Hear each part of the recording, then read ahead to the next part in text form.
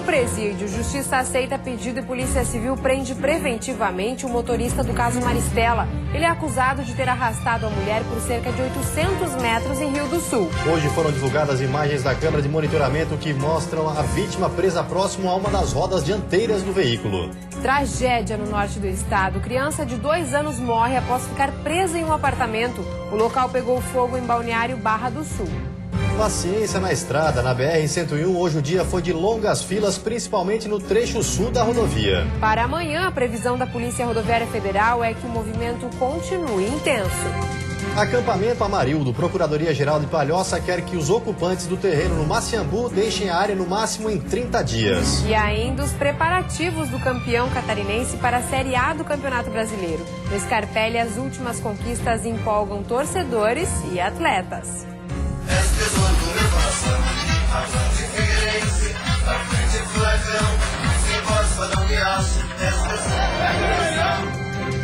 O Band Cidade desta quinta-feira já está no ar.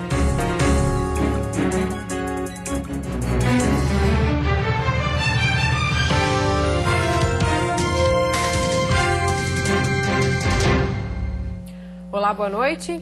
Boa noite. A Justiça aceitou o pedido da Polícia Civil que prendeu preventivamente agora no final da tarde Júlio César Leandro, de 21 anos. O jovem conduziu o carro que arrastou por cerca de 800 metros Maristela Stringini em Rio do Sul no último domingo. Hoje foram divulgadas imagens de câmeras de monitoramento que registraram o acidente. Nas imagens é possível ver o carro passando com a mulher presa em um dos eixos do veículo e sendo arrastada pela rua em Rio do Sul. Em seguida, aparece o veículo parando com a mulher ainda embaixo do carro. Mas o automóvel continuou arrastando a vítima pela estrada. Maristela Stringini, de 40 anos, que foi carregada por cerca de 800 metros, teve politraumatismo. O vídeo divulgado pela Polícia Civil está sendo utilizado para auxiliar nas investigações. Um taxista, ao presenciar a cena, corre para tentar ajudar Maristela. Quando chegou aqui perto, ela já não gritava mais, ela só gemia alto. A intenção dele, até inclusive, era desengarranchar ela com o carro em movimento, que ele mexia no volante e não saía porque o capacete estava trancado no pneu. Hoje pela manhã, o pai do jovem de 21 anos, que conduziu o veículo em que Maristela foi arrastada, deu uma entrevista para a Rádio Superdifusora. Ele pede desculpa à família da vítima. Agradeço a todos pela solidariedade nesse momento, que é o que mais nos dá força para enfrentar. Peço desculpa a Maristela e sua família e me coloco à disposição para tudo que eles precisarem. Muito obrigado a todos. Isso é de coração e é da família Leandro. Maristela passou hoje pela segunda cirurgia para limpar ferimentos e retirar a pele morta. De acordo com os médicos, o procedimento foi um sucesso e a paciente está se recuperando bem. Segundo a equipe que cuida da paciente, devem ser feitas até 5 cirurgias para garantir a limpeza da área atingida e evitar riscos a infecções. Depois, iniciará a fase de reconstrução de pele e músculos. A terceira etapa de recuperação inclui intervenções estéticas. Na internet, uma página em uma rede social foi criada para pedir justiça no caso de Maristela. Com mais de 10 mil curtidas, no espaço são publicadas informações do estado clínico dela, mensagens de apoio e pedindo justiça. E um menino de 2 anos morreu hoje queimado em Balneário Barra do Sul, no norte do estado. A criança estava no apartamento de parentes quando o incêndio começou. O incêndio aconteceu por volta das 9 horas da manhã. O fogo começou no segundo andar desse prédio que fica no centro de Balneário Barra do Sul. No quarto estava o pequeno Guilherme Henrique de França, de apenas 2 anos, que não conseguiu sair. Os bombeiros voluntários tiveram trabalho para ter acesso ao cômodo onde estava a criança. Paredes tiveram que ser quebradas. O avô relata que populares tentaram ajudar, mas quando conseguiram entrar, já era tarde. Estava só em 2. Um deve ter o quê? Acho, não sei a idade, mas um piá novo, assim, um menino novo, bombeiro. O outro, nem roupa veio de calça jeans normal e só abria, ligava a água lá do caminhão. E o outro não foi subir da escada aqui, que arrumaram uma escada emprestada do vizinho aqui, que é construtor do lado. Ele quase caiu da escada, aí é onde que eu subi e consegui entrar ali dentro para tirar ele, para nós tentar tirar ele, mas não tinha mais vida, não tinha. A família está revoltada e alega a falta de estrutura dos bombeiros. O comandante da corporação afirma que todos os procedimentos foram adotados e que a guarnição utilizou escadas e o alicate adequado para quebrar as janelas. Fizeram outro lançamento por lateral, que dá acesso ao prédio lá em cima, com as nossas escadas, né? Aí chegaram no local, quebraram algumas paredes para dar acesso até onde estava a criança lá, que realmente ela estava em óbito no local, né? Um dos bombeiros que estava na linha de frente chegou a passar mal ao inalar a fumaça e precisou ser socorrido. Guilherme morava com os pais no município de Balneário Pissarras e veio a Balneário Barra do Sul para passar o feriado de Páscoa com parentes. No momento do incêndio, o menino estava acompanhado da bisavó, que também foi atingida pelas chamas e encaminhada para o atendimento médico. Sônia Maria Novara Ribeiro está internada nesse hospital em Joinville. Ela teve queimaduras de 1º e 2º grau no rosto, tórax e nos braços. O estado de saúde dela inspira cuidados. A família, fortemente abalada, busca uma resposta para tentar entender o que aconteceu. Não dá para explicar direito, não tem palavras assim para explicar o que está acontecendo. Um tumulto foi registrado hoje à tarde na unidade prisional avançada de São Francisco do Sul, no norte do estado.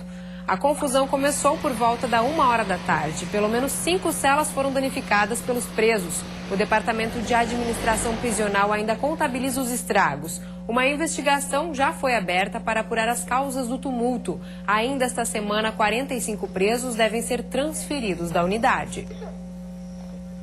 E a Polícia Militar de Joinville prendeu um casal suspeito de assaltar uma loja de roupas. Um terceiro envolvido já foi identificado e é menor de idade.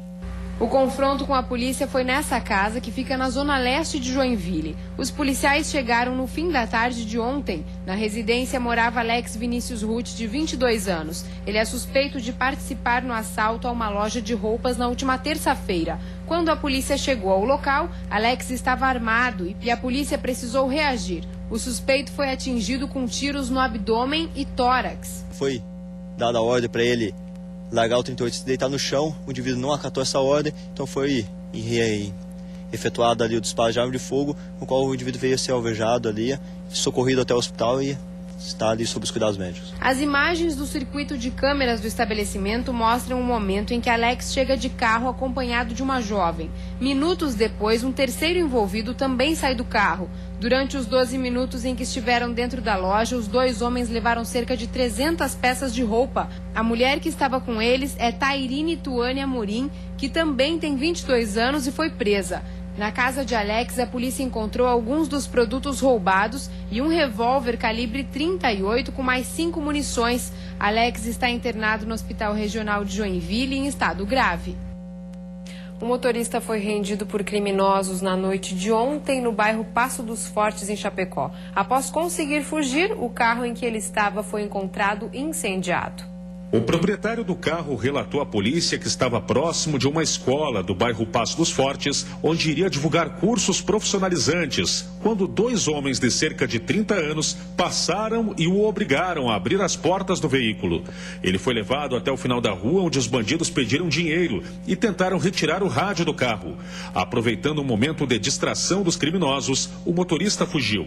Logo depois conseguiu ver o veículo em chamas. A polícia ainda procura pelos autores do crime. Mais um acidente de trabalho grave em Santa Catarina. Um homem morreu e um menor ficou ferido depois que a cobertura do galpão onde eles trabalhavam cedeu. O acidente aconteceu no fim da manhã no bairro Anita Garibaldi, próximo ao centro de Joinville. 2 operários trabalhavam para trocar a cobertura desse galpão quando caíram. Um deles é adolescente e teve ferimentos na perna e foi socorrido pelos bombeiros. Já o outro, de 25 anos, não resistiu à queda e morreu no local. Segundo um dos funcionários que não quis se identificar, o cinto de segurança usado por ele estava solto. Este é pelo menos o 4º acidente de trabalho com morte registrado em menos de 2 semanas em Santa Catarina. Após 3 meses de investigações, a Polícia Civil concluiu o inquérito sobre as mortes que aconteceram em Saltinho, no oeste do estado. O crime aconteceu em janeiro. 2 pessoas morreram e uma ficou ferida. As investigações mostraram que Vanderlei Cog, de 26 anos, foi quem matou a cunhada e feriu a esposa. Ele teria atacado Silvane Bortoli, de 20 anos, com um instrumento pontudo e, em seguida, atingido a esposa Margarete Bortoli, de 23 anos. Na sequência, ele disparou contra a própria cabeça com uma arma de fogo. No dia em que o crime aconteceu, Vanderlei e a esposa Margarete chegaram a ser socorridos com vida. Ele morreu horas depois no hospital. Já ela permanece em recuperação. As investigações da Polícia Civil apontaram que o crime foi passional. Vanderlei e a cunhada Silvane tinham um caso extraconjugal desde 2010. Uma carta deixada por ele foi fundamental para solucionar o caso. Nela, ele afirma que estava sendo pressionado pela cunhada para ficarem juntos. A carta que estava na casa foi entregue à polícia somente dias depois do ocorrido. A perícia mostrou que a mãe e o irmão das duas mulheres pegaram o bilhete. Por isso, eles serão indiciados e podem pegar de 6 meses a 4 anos de prisão. E a seguir, condenação injusta. O caso do homem inocente que ficou preso por 5 anos no meio oeste do estado vai integrar uma série de TV americana. E ainda, ocupação Amarildo, Procuradoria-Geral de Palhoça quer que em no máximo 30 dias os integrantes do movimento deixem a cidade.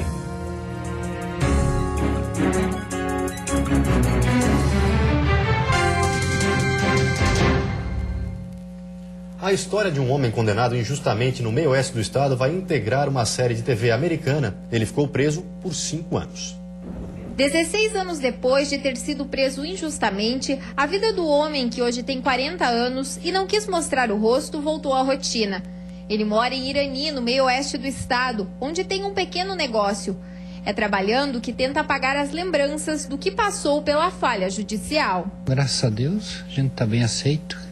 No pessoal onde é que a gente mora aqui, todos entendem o que nós passamos, né? Em 1998 veio a sentença, 15 anos de prisão pela morte de um policial rodoviário. Mas em 2004, uma revisão processual o considerou inocente e devolveu a liberdade depois de 5 anos e 8 meses na cadeia.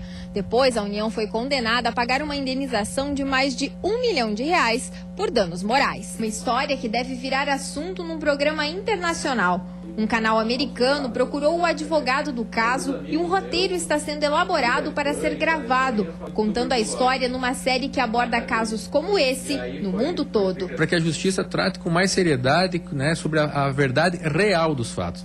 Porque nem sempre a verdade processual é a verdade real.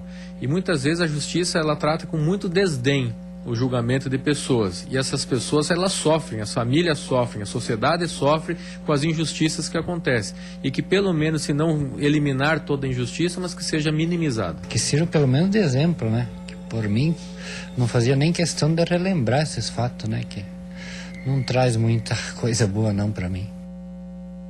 A Procuradoria-Geral de Palhoça quer que os integrantes da ocupação Amarildo, que estão agora num terreno em Maciambu, deixem o local na cidade em no máximo 30 dias. Hoje é o segundo dia que os ocupantes estão no terreno na comunidade de Maciambu, em Palhoça. Eles cercaram a antiga clínica de reabilitação para dependentes químicos e também começaram a montar as barracas do outro lado da rua. A área que foi emprestada tem 7 hectares, é administrada pelo Instituto Cairós. Segundo a FUNAI, é considerada demarcação indígena. O procurador-geral de Palhoça afirma que a cidade não tem estrutura, principalmente em saúde e educação, para abrigar essas famílias.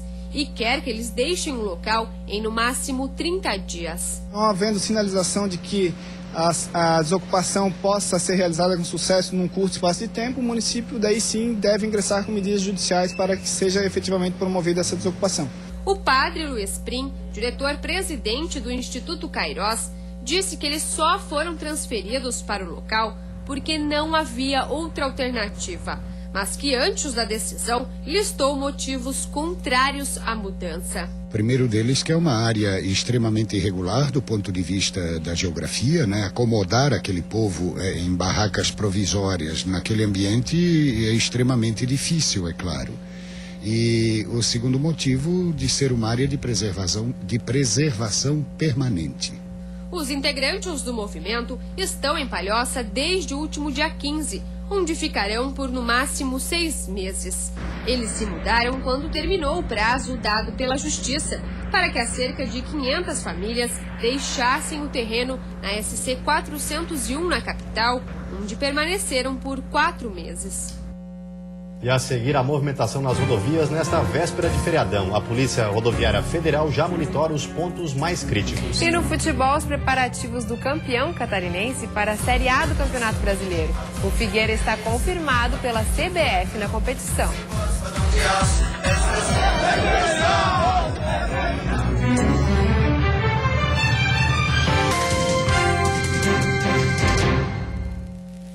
A véspera do feriadão ficou marcada por filas na BR-101. Mais uma vez, o trecho que registrou o maior movimento foi em Laguna, no sul do estado. 10 quilômetros, tanto no sentido norte quanto no sentido sul. Foi o que os motoristas enfrentaram praticamente durante toda a tarde. Mas os turistas, a maioria vindos do Rio Grande do Sul, encararam a fila com bom humor. Afinal de contas, o trecho já é um velho conhecido dos visitantes, que já sentem os benefícios dos pontos em que a rodovia está duplicada. E o que está achando? Está difícil? Como é que está complicado enfrentar a fila? Só esse trecho aqui, o restante está bom de andar. Maurecir prefere mesmo é que a fila esteja grande e o trânsito quanto mais lento melhor. Água, suco e salgadinhos. O vendedor há 6 anos aproveita a oportunidade e chega a faturar até R$300 em um dia. Para nós só alegria. Quanto maior a fila, melhor. Oh, melhor toda a vida. O movimento foi intenso também no Morro dos Cavalos, em Palhoça, durante a tarde de hoje. E um alerta para quem pretende pegar a estrada amanhã. De acordo com a Polícia Rodoviária Federal, a previsão é de formação de filas durante todo o dia. Vale lembrar que todo o efetivo estará monitorando as rodovias e atentos às infrações. Tudo para garantir a segurança de quem pretende utilizar a rodovia no feriadão. E a paciência continua sendo a principal orientação para os motoristas. Com certeza, muita paciência. Mas vamos lá curtir o feriado. Tá andando. Tchau. A passagem de uma frente fria provoca pancadas de chuva em todas as regiões nesta sexta-feira. Há risco de temporais isolados e chuva forte, principalmente no litoral sul. A temperatura mínima deve ficar em 14 graus na Serra e a máxima em 25 no Vale do Itajaí, litoral norte e oeste do estado. No Planalto Norte, mínima de 14 e máxima de 23 graus. Na Grande Florianópolis e Sul, máximas entre 23 e 24 graus. Na nossa série sobre os times catarinenses na Série A, vamos mostrar a expectativa do Figueirense, que hoje foi confirmado na competição pela CBF. O Icasa havia entrado com liminar para ocupar a vaga, mas o Tribunal de Justiça do Rio de Janeiro negou o pedido. Mas o time da capital vai demorar para fazer a primeira partida no Orlando Scarpelli. O Figueira, um dos mais tradicionais clubes de Santa Catarina, já venceu o estadual 16 vezes.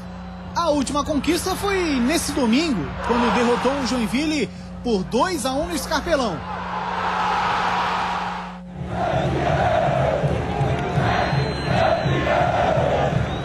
Na Série A do Campeonato Brasileiro, a melhor colocação do Alvinegro foi em 2011. O time ficou na 7ª colocação. Em 2012, terminou a competição rebaixado. E no ano passado, na última rodada da Série B, venceu o Bragantino lá no interior de São Paulo e retornou à elite.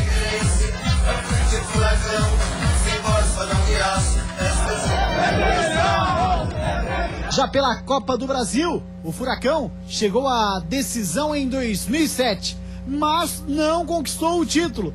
Perdeu em casa para o Fluminense. Na competição deste ano, o Figueira eliminou o Plácido de Castro do Acre e já passou para a segunda fase. O foco, claro, agora é a Série A. A estreia vai ser no sábado, 6h30, contra a equipe do Fluminense, no estádio do Maracanã, lá no Rio de Janeiro. Mas o time da capital de Santa Catarina só volta a jogar no Orlando Scarpelli no dia 25 de maio, contra o Bahia, que seria em casa. A partida vai ser em Barueri. O mesmo acontece contra o Santos, fora do Escarpelão. O jogo será em Cuiabá. óbvio que a gente tem que ir para o lado da Receita. E o lado da Receita, Barueri é uma cidade muito próxima a São Paulo, onde a comunidade baiana é muito grande, então isso nos ajudaria a captar receita. E Cuiabá no mesmo sentido. E os reforços para a Série A estão chegando. Os 2 primeiros contratados já treinam com a equipe. O meia Marco Antônio, de 28 anos, e o atacante Everaldo, de 22. Ambos vieram do Grêmio de Porto Alegre. E a seguir, a avaliação de obras. Ministro-chefe da Secretaria dos Portos visitou hoje Itajaí. E ainda imposto de renda. Há poucos dias do encerramento do prazo de entrega das declarações, cerca de 50% dos catarinenses ainda não prestaram as contas. É um instante só. Daqui a pouco.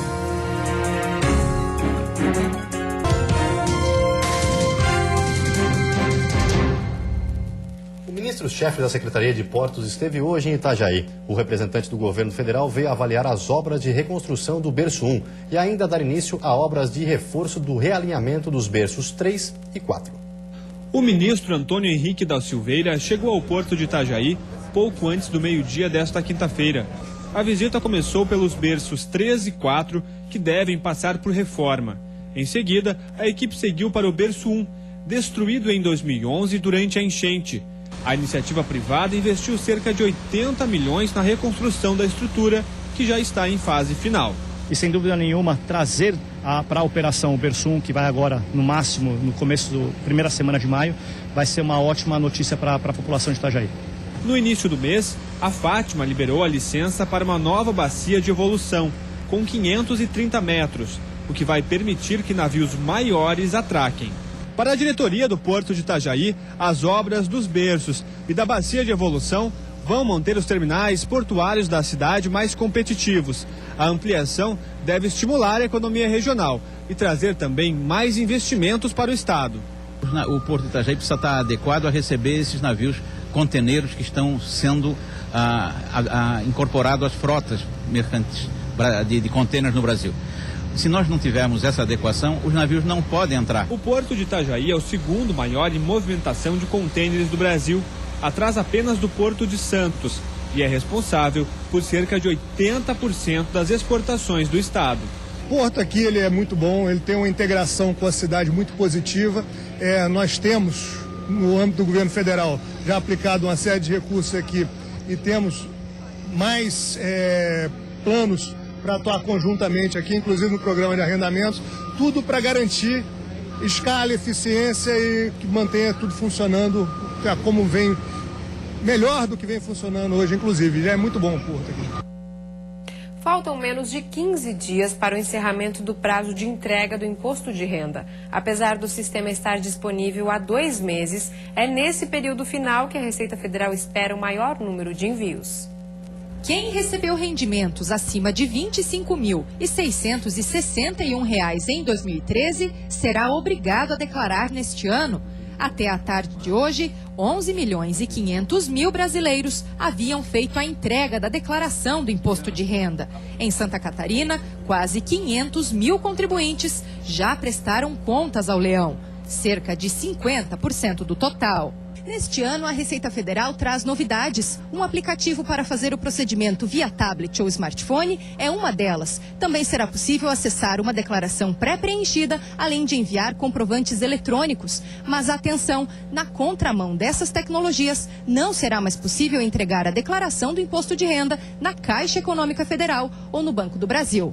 Para este contador, a grande quantidade de detalhes e as mudanças constantes na legislação tributária assustam. Por isso, para evitar erros, muita gente procura a ajuda de um profissional. Então você tem, por exemplo, ganhos de capital que você tem legislação específica de isenção e várias legislações nesse sentido. Então, nesses casos, é importante procurar um especialista. O procedimento pode ser feito através do site da Receita Federal, onde 2 modelos, o simplificado e o completo, estão disponíveis ao contribuinte. O delegado da Receita Federal em Florianópolis explica que os problemas mais comuns são registrados no cruzamento das informações. São discrepâncias, diferenças nos valores de rendimentos informados pelo contribuinte em relação àquilo que as fontes pagadoras nos informam. O prazo termina no dia 30 de abril e a Receita Federal lembra que o número de acessos ao site aumenta nos dias finais. o que pode congestionar o sistema. Quem deixar de prestar contas ao fisco pode cair na malha fina. É uma obrigação do contribuinte, né, instituída por lei, e que todo mundo que está obrigado a apresentar a declaração tem de cumprir até o dia 30 de abril. E agora vamos dar uma olhada no trânsito da capital. Aí você acompanha imagens ao vivo das pontes que ligam a ilha ao continente, a Colombo Salles e a Pedro Ivo Campos. Movimento intenso nos dois sentidos, pessoal saindo da capital e também entrando bastante turista. Mais à frente, o mesmo acontece na BR-282, a nossa mais conhecida Via Expressa. E para quem vai viajar hoje ou amanhã, atenção na estrada, já que o trânsito deve ser intenso, segundo a Polícia Rodoviária Federal. Agora em Florianópolis, 22 graus. E você fica agora com o Jornal da Band. Uma ótima noite para você e até amanhã. Boa noite.